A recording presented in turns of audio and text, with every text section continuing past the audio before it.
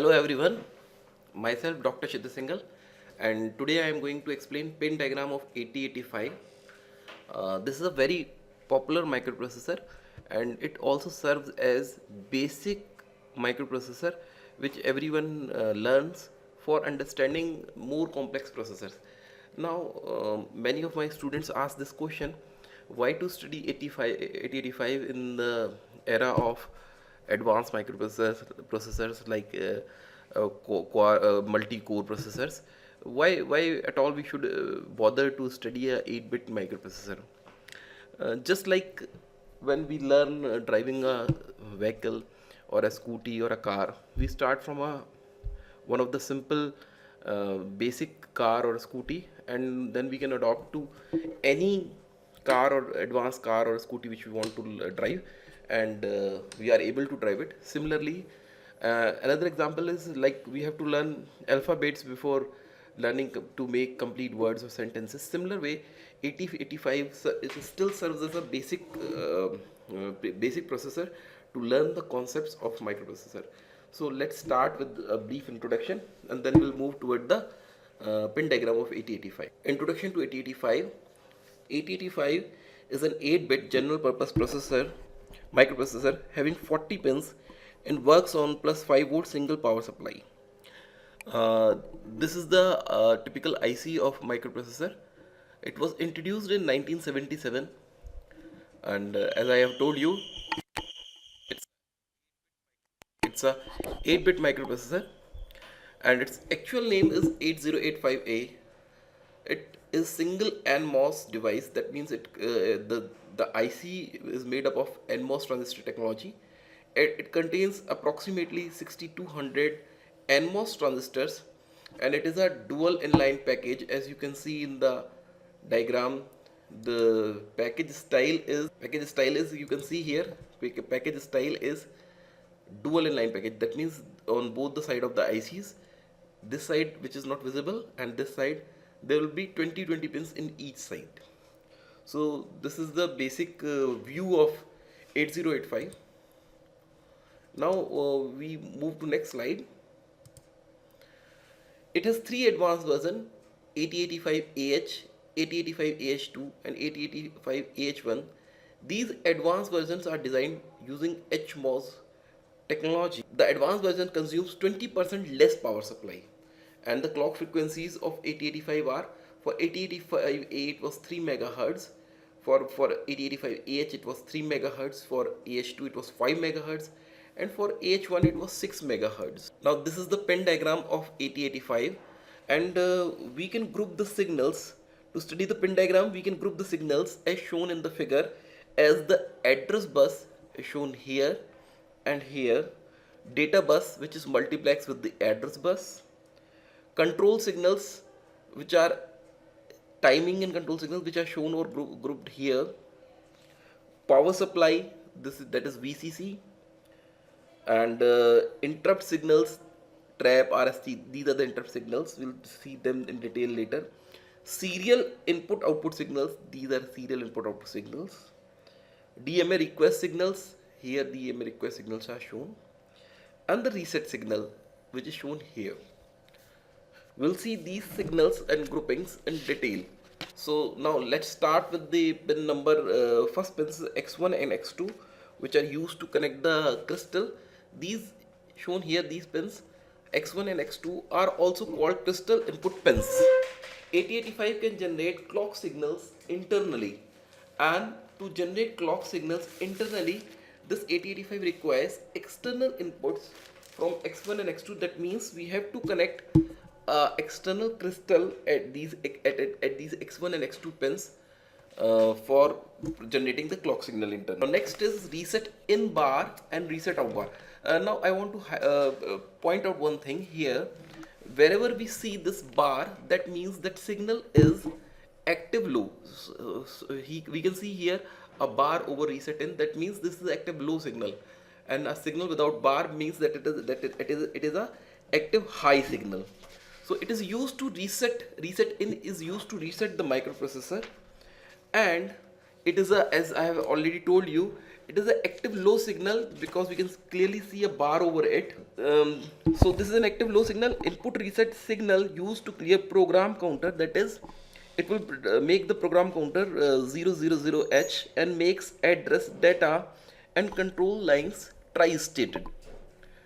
When the signal on this pin is low for at least 3 clock cycles, it forces the microprocessor to reset itself. After reset, the status of internal registers and flags are unpredictable.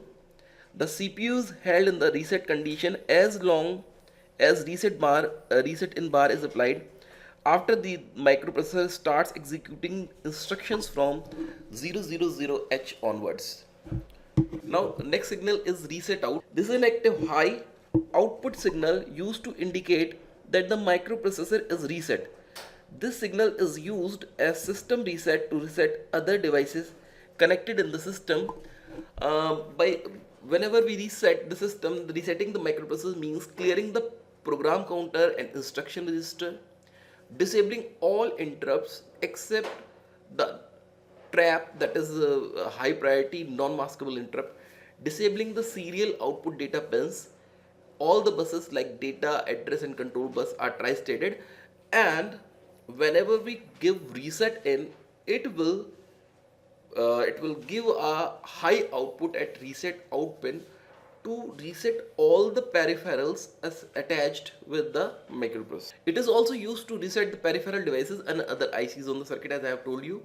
It is an output signal. It is also visible in the, see here, all some pins are having arrows pointing towards inward, that means input signals.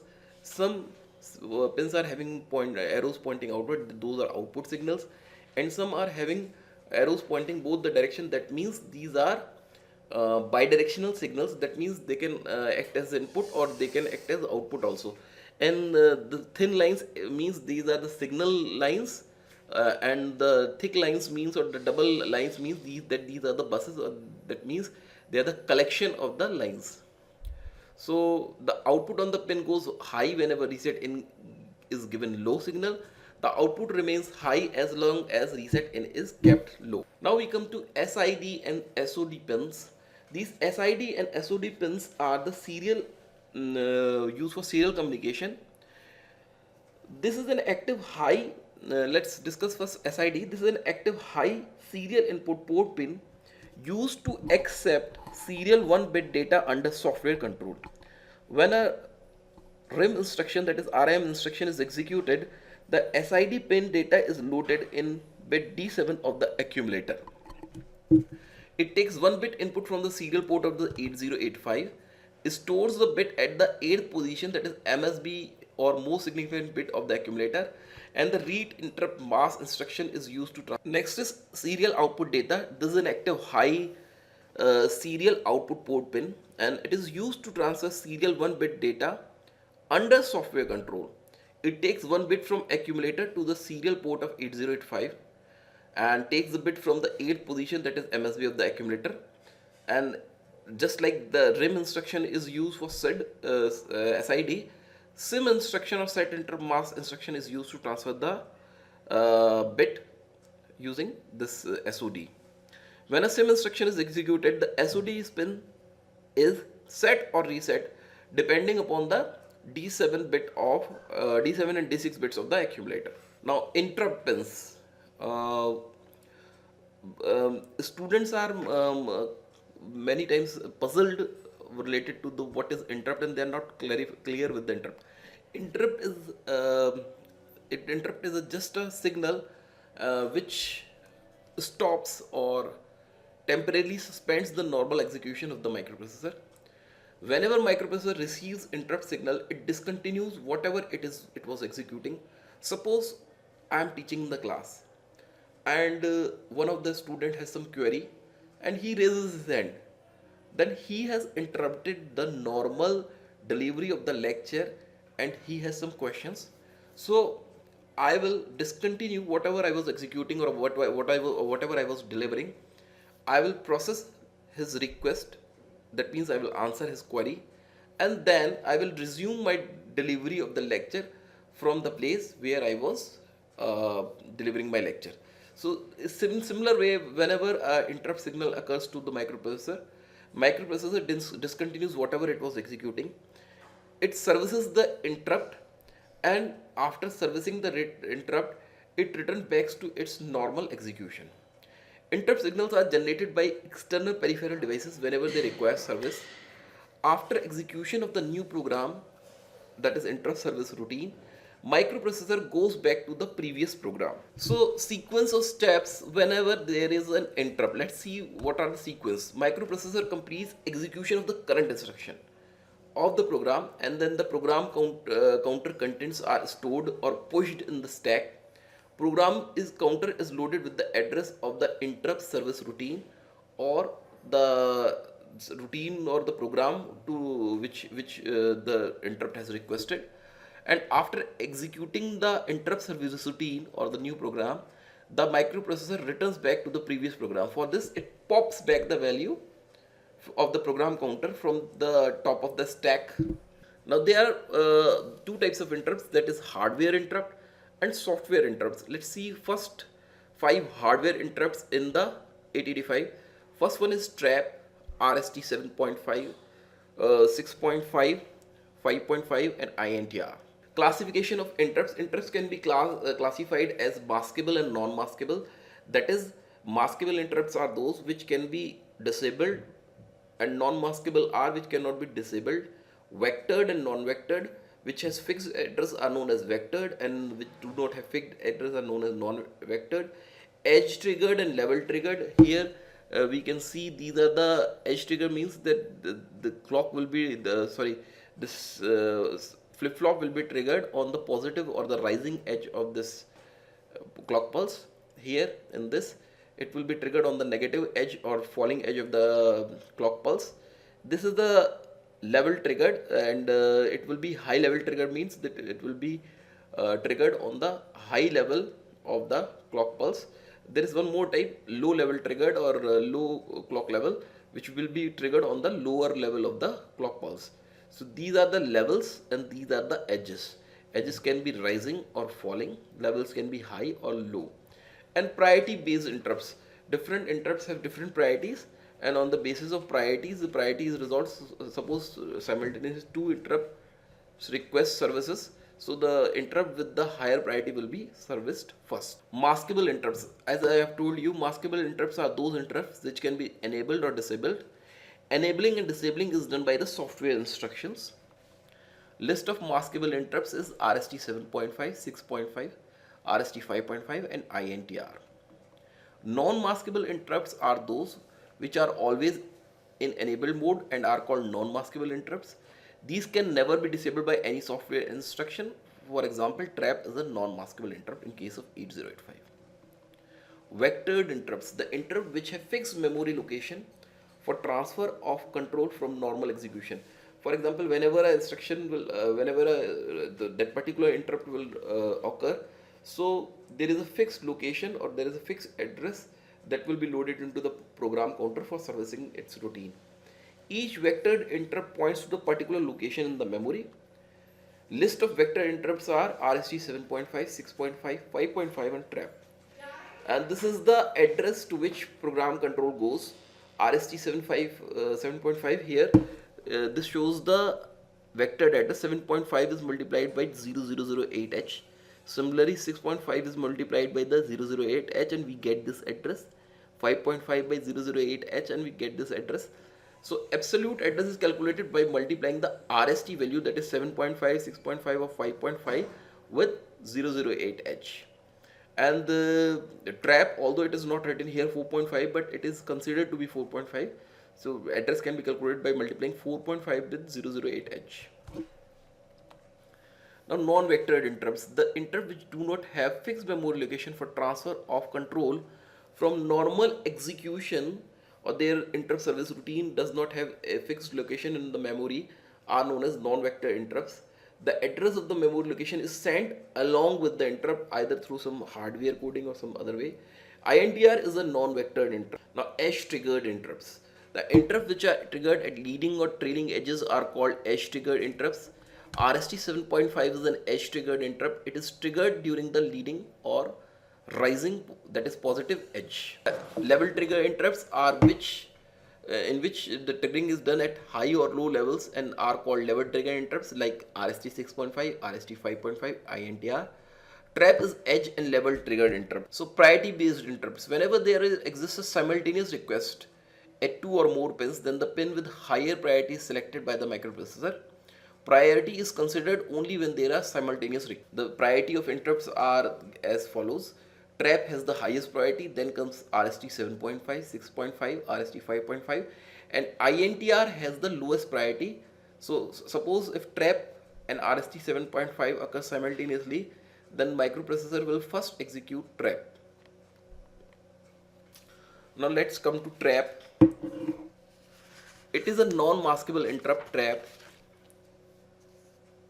it has the highest priority, it cannot be disabled, it is both edge and level triggered.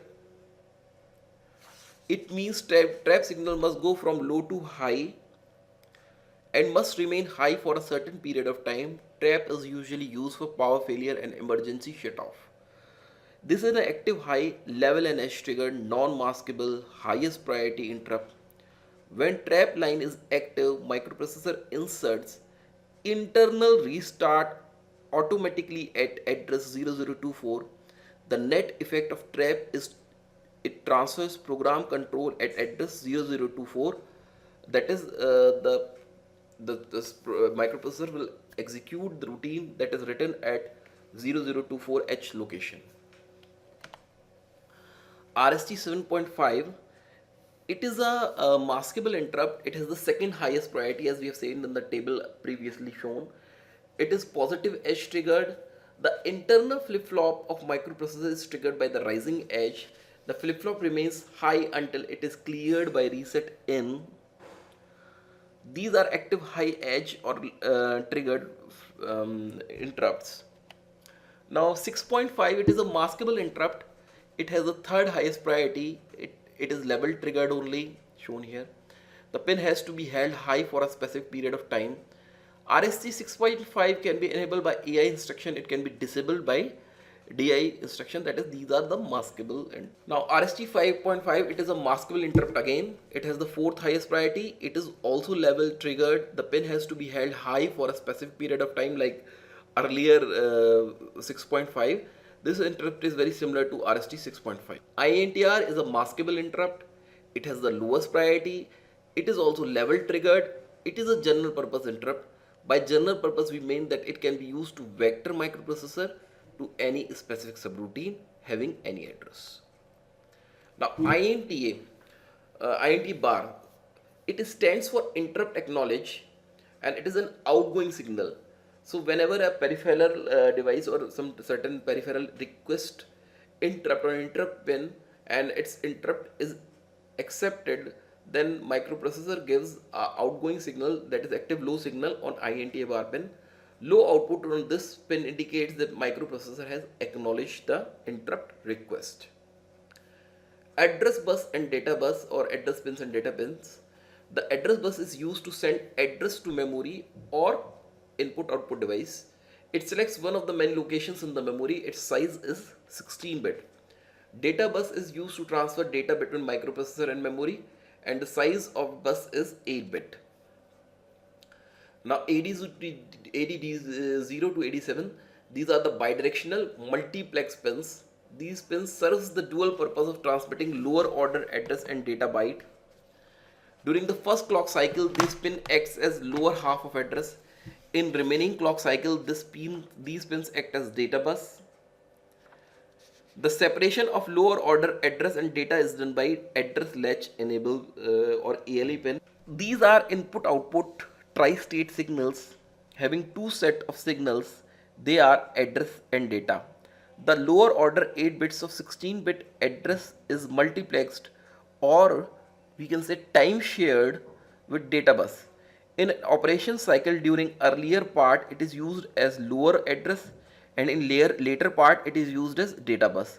But for peripheral devices, we want separate address and data signals, so these signals are demultiplexed by using latch and an ALE signal, which we'll see it is on pin number 30.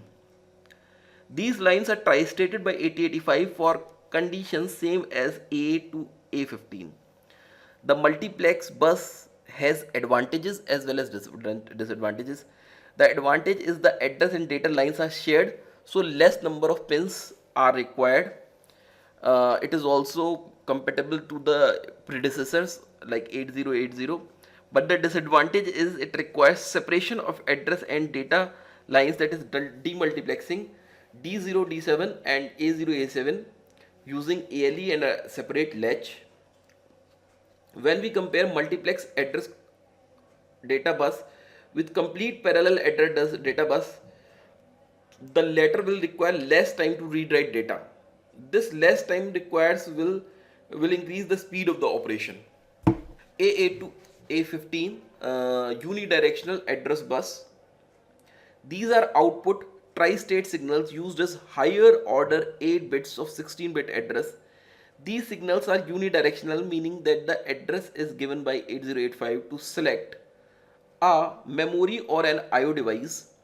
These lines are tri-stated by 8085 in response to following conditions, that is reset, hold, halt.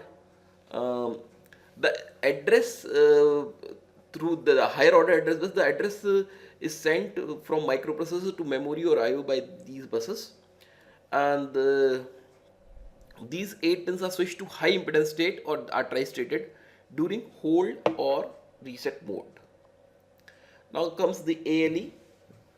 It is used to enable address latch. It indicates whether the bus functions as address bus or data bus. If ALE is 1, then the bus functions, this multiplex bus AD0 to AD7 functions as address bus. If ALE is 0, then the bus functions as data bus.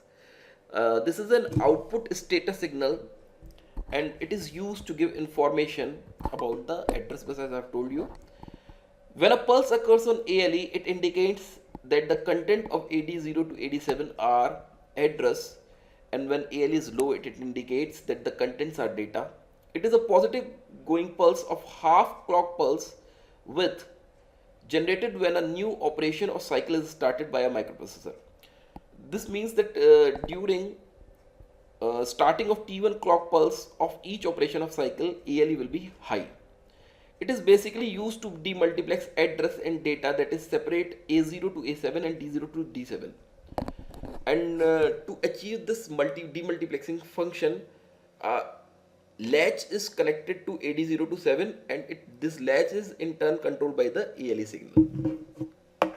S0 to S1 are called status pins, and they tell the current operation which is in progress in 8085. We can see in the table, if the state condition of S0 and S1 is 00, that means it is in halt condition.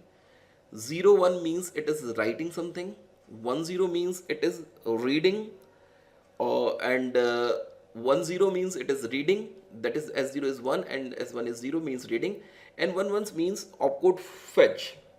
These output signals used to give status what operation microprocessor is performing. These are generally not used in a small system but can be used to generate advanced control signals for large systems. The S0 and S1 line specifies 4 different conditions, and these are generally combined with IO/M bar to get the machine cycle status of all the machine cycles executed by 8085. IO/M bar. This pin tells whether IO or memory operation is being performed. If IO/M bar is 1, then IO operation is being performed. If IO/M bar is 0, then memory operation is being performed. And this is generally used in conjunction with S0 and S bar pin. These 3 signals combined will give the complete status. The operation being performed is indicated by S0 and S1, as we have seen earlier. If S0 is 0 and S1 is 1, then it indicates write operation. If IO/M bar is 0, then it indicates memory operation. So combining these 2 signals, we can interpret that memory write operation is being performed. Now this is the complete table. We can see if IO/M bar is 0, that means we are performing, because it is 0, that means we are performing memory operation. So wherever this is 0, that means we are performing memory operation. 11 means fetch, 10 means read, 01 means write. So we are performing opcode fetch, memory read, memory write. Similarly, 1 means IO operation, and again 10 means read, 01 means IO write, and 11 means interrupt acknowledgement. And at when this IO slash M bar is high, that means neither memory nor IO operation is performed, and S0 S1 is 00, that means microprocessor is in halt condition. So these are the operations which I have told you, that if S0 and S1 are 1, then write operation. If IO slash M bar is 0, then that means memory operation, and we can combine these to get memory write operation. Similarly, the table which we have discussed earlier, this shows if IO slash M is 1, then we are performing IO operation. Status pins I have also discussed. Now come RD bar pin. RD stands for read signal. It is an active low signal. It is a control signal used for read operation either from memory or from input device. A low signal indicates that data on the data bus must be placed either from selected memory location or from input device. This is an active low output control signal, and it is used to read data from memory or an IO. To read data from device, microprocessor selects a device, make data bus available for data transfer, and then generates a signal RD bar to read data from selected device. The line is tri-stated by 8085 for conditions same as A8 to A15. Now WR bar, this is a active low signal. This is an active low signal output control signal uses to write data to memory or an IO device. To write data to device, microprocessor selects a device and transfers data on data lines and then generates WR bar signal indicating that it is ready to transmit or it is ready to write the data. The signal WR bar indicates that the contents on the data bus is available and it can be written to the selected device. This line is tri-stated by 8085 for conditions same as A8 to A15. Ready pin. This pin is used to synchronize slower peripheral devices with fast microprocessor. This is an active high input control signal. In case whenever a microprocessor is interfaced with a slower peripheral, it is used to by microprocessor to check whether the peripheral is ready or not for data transfer. If ready is high during read or write cycle, it indicates the memory or peripheral is ready for data transfer, and if ready is low, it indicates that that peripheral is not ready, and microprocessor will insert wait states or will wait until the ready signal goes high. When it goes high, it will complete the data transfer. The signal ready is used to synchronize slower peripherals to the faster microprocessor. The microprocessor remains in wait state until the input at this pin goes high again. Now hold pin is used to request the microprocessor for DMA or direct memory access transfer. A high signal on this pin is a request to microprocessor to relinquish the hold on buses, that is the system buses are relinquished and the peripheral device will get the hold of the buses. This request in turn is sent by DMA controller, and Intel 8237 and Intel 8257 are two DMA controllers. HLDA means hold acknowledge. This signal is transmitted by microprocessor in response to the hold signal. When hold signal goes high, address bus, data bus, RD bus, read, that is read, write, IO slash M pins are tri-stated because these will not be now used by microprocessor. This means they are cut off from external environment. The control of these buses goes to DMA controller. Control remains at DMA controller until hold is high. When hold goes low, HLDA also goes low and the microprocessor take control of the buses. Now VSS and VCC, this is VCC and this is VSS, plus 5 volt power supply is connected to VCC and ground signal is connected to VSS to power up the microprocessor. Thanks, that was all for the pin diagram of 8085. Hope I have fully explained the functionality of 8085. If you have any queries or comments, you can write in the comment box of this video. Let's see in next lecture. We'll discuss some other features or architecture of the 8085. Thank you.